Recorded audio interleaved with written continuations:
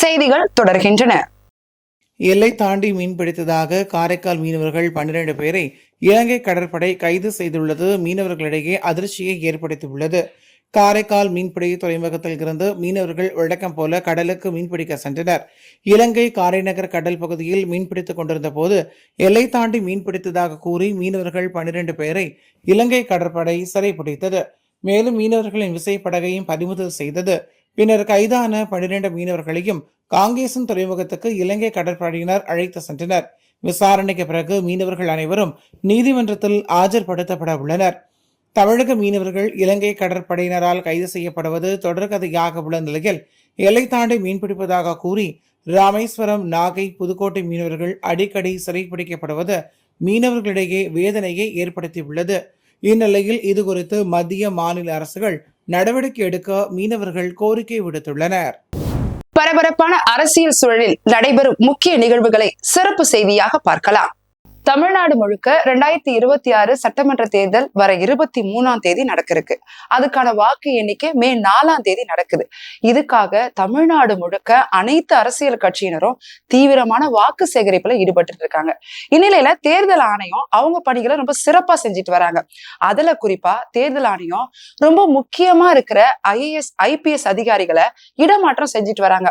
அதுல முக்கியமா சொல்லணும்னாக்கா, நம்ம தலைமை செயலாளரா இருந்த முருகானந்தம் IAS இடமாற்றம் செஞ்சு இப்ப புதிய தலைமை செயலாளரா சாய்குமார் IAS நியமிச்சிருக்காங்க. இதுக்கு முதலமைச்சர் மு.க.ஸ்டாலின் உட்பட அனைத்து அரசியல் கட்சியினரும் கண்டனம் தெரிவிச்சாங்க. தேர்தல் ஆணையம் தன்னிச்சையா செயல்படுறதாவும், தேர்தல் ஆணையம் இந்திய அரசியலமைப்பு சட்டத்துக்கு எதிராக செயல்படுறதாவும் குற்றச்சாட்டை முன் வச்சாங்க. தலைமை செயலாளர் முருகானந்தத்தை மாற்றிய தேர்தல் ஆணையத்தின் நடவடிக்கைக்கு முதலமைச்சர் மு.க.ஸ்டாலின் கண்டனம் தெரிவித்துள்ளார். இதுகுறித்து அவர் விடுத்துள்ள ட்விட்டர் பதிவில், பாஜகவை ஆதரித்து நேரில் பரப்புரை செய்ய களத்துக்கு வராத, குறையாக தேர்தல் களத்தில் முழுமூச்சுடன் செயல்பட்டுக் கொண்டிருக்கும் தேர்தல் ஆணையம் இப்போது தமிழ்நாடு அரசின் தலைமை செயலாளர் முருகானந்தம் IAS மாற்றி ஒருதலைபட்சமான அத்துமீறிய அரசியல் நடவடிக்கையில் ஈடுபட்டிருப்பதற்கு கடும் கண்டனத்தை தெரிவித்துக் கொள்கிறேன். நியாயமான, சுதந்திரமான தேர்தலை நடத்த வேண்டிய தேர்தல் ஆணையம் பாஜக ஆட்சியில் அக்கட்சியின் கட்டளைகளை நிறைவேற்றி வருவது வெட்கக்கேடானது. அரசியல் சட்டம் தேர்தல் ஆணையத்திற்கு தந்துள்ள பாதுகாப்பு பாஜகவிற்கு தேர்தல் வேலை பார்ப்பதற்கு அல்ல, நாட்டை சர்வாதிகார பாதையில் கொண்டு செல்ல துடிக்கும் பாஜக ஆட்சியில் ஆதிக்க மனப்பான்மையுடன் பணியாற்றும் தேர்தல் ஆணையம் இதனை உணராமல் இருப்பது ஆணையத்தின் கண்ணியத்தை கடைத்தேர்வில் கொண்டு வந்து நிறுத்தி இருக்கிறது. பாஜக ஆளும் அசாம் மாநிலத்தில் தேர்தல் நடக்கிறது. அங்கு DGP தலைமை செயலாளரை மாற்றவில்லை. பாஜக பிராக்சி ஆட்சி நடத்திய பீகார் மாநிலத்திலும் தேர்தல் நடைபெற்றது. அங்கும் DGP தலைமை செயலாளரை மாற்றவில்லை. தமிழ்நாட்டில் மட்டும் தலைமை செயலாளர், DGP ஆகியோர் தேர்தல் ஆணையத்தின் கண்ணை உறுத்தி இருக்கிறார்கள். அவர்களை பாஜகவின் தூண்டுதலில் மாற்றி இருக்கிறது. தமிழ்நாட்டில் பாஜக அதிமுகவுடன் கைகோத்து நடத்த இருக்கும் தேர்தல் முறைகேடுகளுக்கு துணை போக துடியாய் துடிப்பது தேர்தல் ஆணையத்துக்கு அழகு அல்ல. ஆணையத்தின் அலுவலர்கள் இன்று இருக்கலாம், நாளை பதவியில் இருந்து போய்விடலாம். ஆனால் நாட்டு மக்களின் நம்பிக்கையை பெறும் வகையில் நம் அரசியல் சட்ட முன்னோர்களால் உருவாக்கப்பட்ட தேர்தல் ஆணையத்தின் நடுநிலைமை நடுத்தருவில் கொண்டு வந்து நிறுத்தப்படுவது நம் நாட்டிற்கும் சுதந்திரமான, நியாயமான தேர்தலுக்கும் பேராபத்து என தெரிவித்துள்ளார்.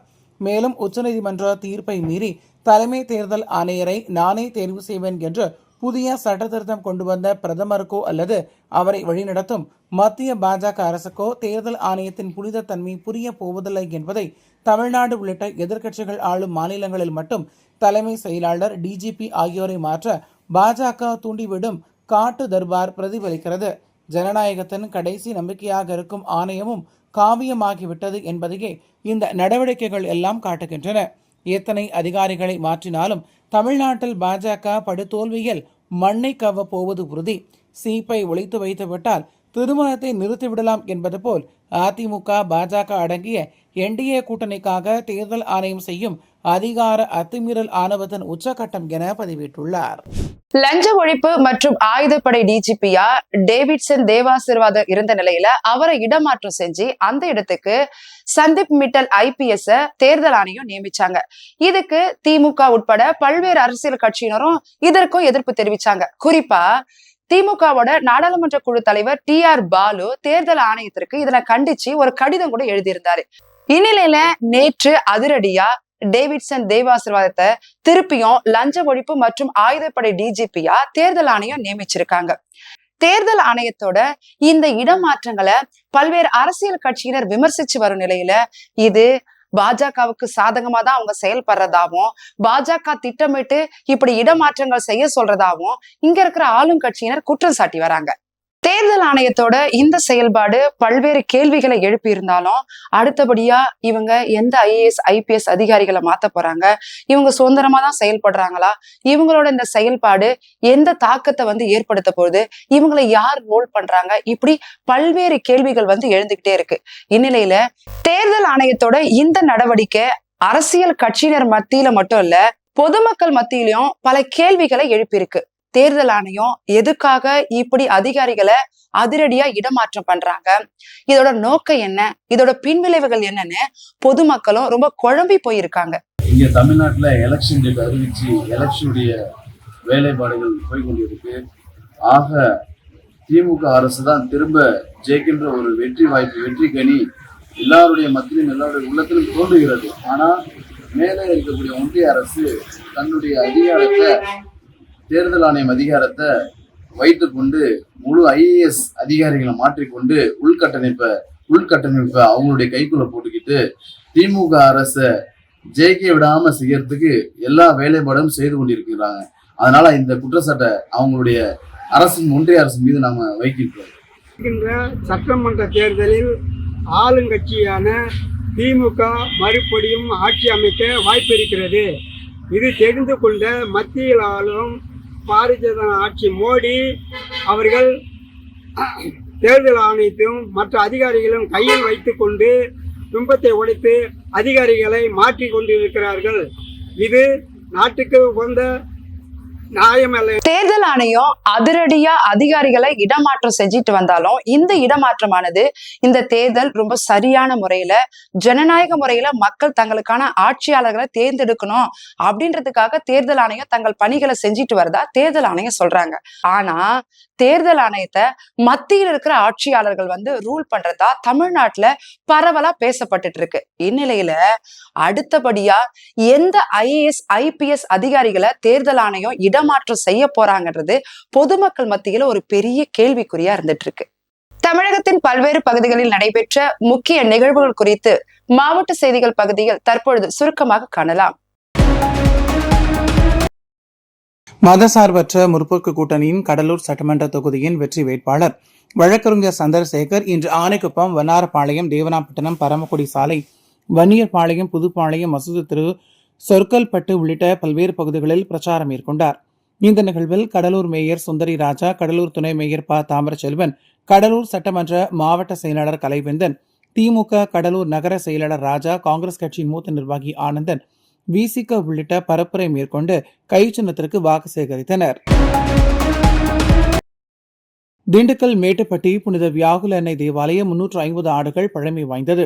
இங்கு சுமார் 335 வருடங்களாக ஈஸ்டர் பண்டிகைக்கு அடுத்து வரும் வெள்ளி, சனி, ஞாயிறு ஆகிய 3 நாட்களில் பாஸ்கு திருவிழா கொண்டாடப்பட்டு வருகிறது.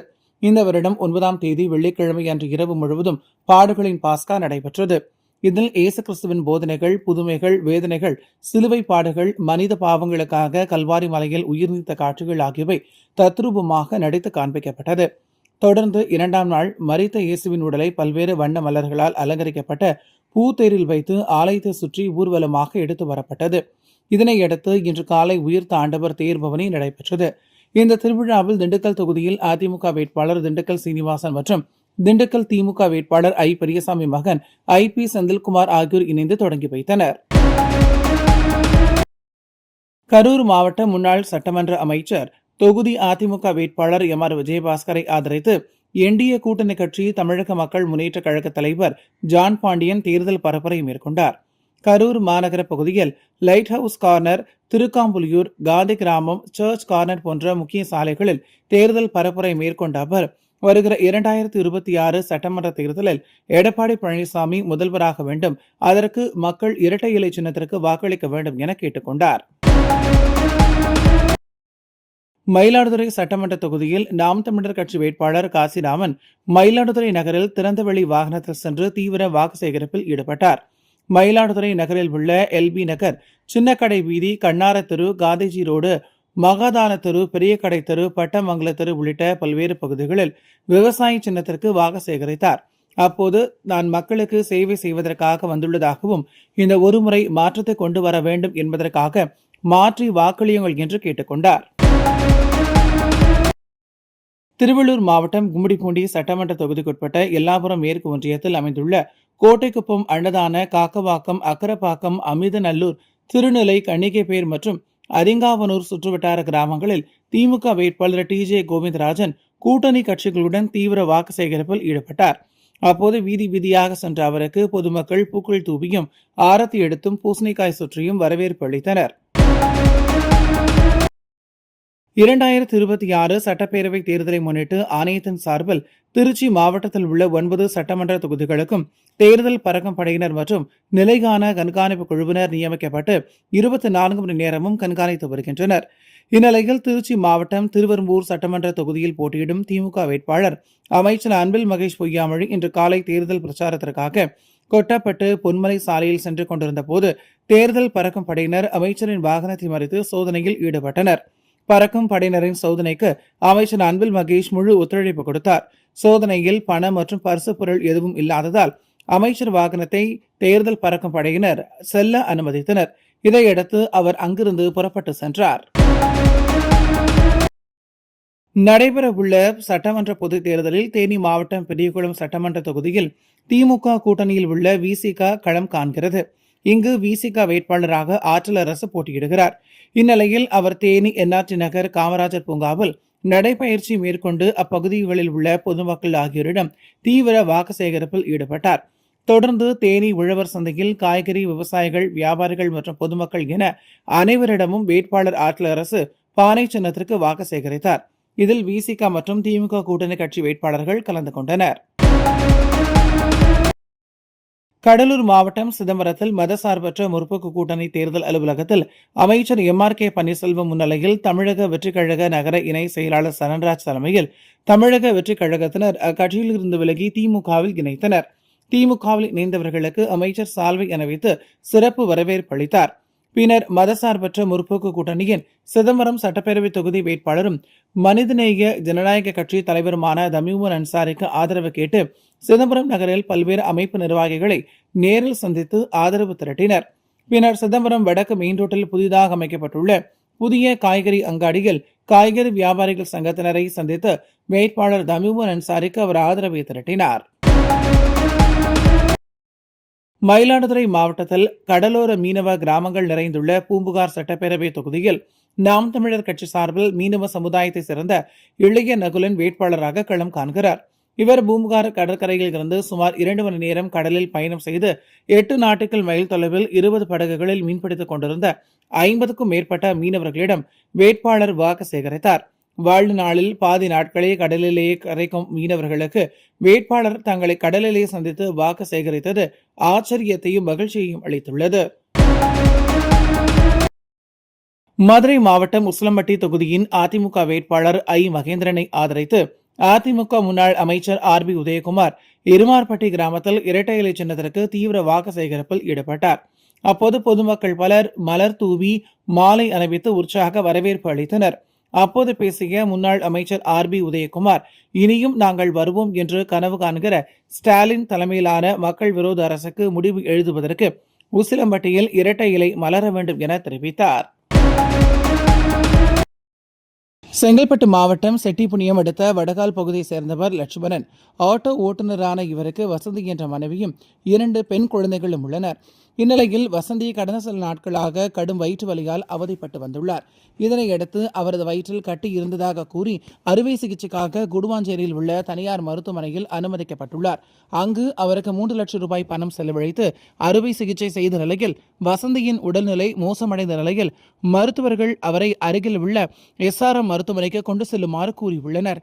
இதனையடுத்து ஆம்புலன்ஸ் மூலமாக SRM மருத்துவமனைக்கு அழைத்து செல்லப்பட்டுள்ள நிலையில் அவர் செல்லும் வழியிலேயே உயிரிழந்துள்ளார். இந்நிலையில் வசந்தியின் உயிரிழப்புக்கு தீபா மருத்துவமனையே காரணம் என கூறி உறவினர்கள் மருத்துவமனை வாசலில் அமர்ந்து திடீர் போராட்டத்தில் ஈடுபட்டதால் பரபரப்பு ஏற்பட்டது. கடலூர் மாவட்டம் காட்டுமன்னார் கோவில் சட்டமன்ற தொகுதியில் திராவிட முன்னேற்றக் கழகத்தின் தலைமையிலான மதசார்பற்ற முற்போக்கு கூட்டணியின் விடுதலை சிறுத்தைகள் கட்சியின் வெற்றி வேட்பாளர் இளைய ஜோதிமணி இன்று காட்டுமன்னார் கோவில் சட்டமன்ற தொகுதிக்குட்பட்ட அத்திப்பட்டு, நளன், புத்தூர், தெற்கு மாங்குடி, வடக்கு மாங்குடி உள்ளிட்ட கிராமங்களில் வாக்கு சேகரித்தார். இந்த நிகழ்வில் திராவிட முன்னேற்றக் கழகத்தின் ஒன்றிய செயலாளர்கள் முத்துசாமி, நடராஜன், ஜெயபாண்டியன், சோழன் நகர செயலாளர் கணேசமூர்த்தி, காங்கிரஸ் கட்சியின் சார்பில் முன்னாள் ஒன்றிய பெருந்தலைவர் செந்தில்குமார், விசிக மேலிட பொறுப்பாளர்கள் குணவழகன், இளஞ்சேகவரா உள்ளிட்ட பலர் கலந்து கொண்டனர்.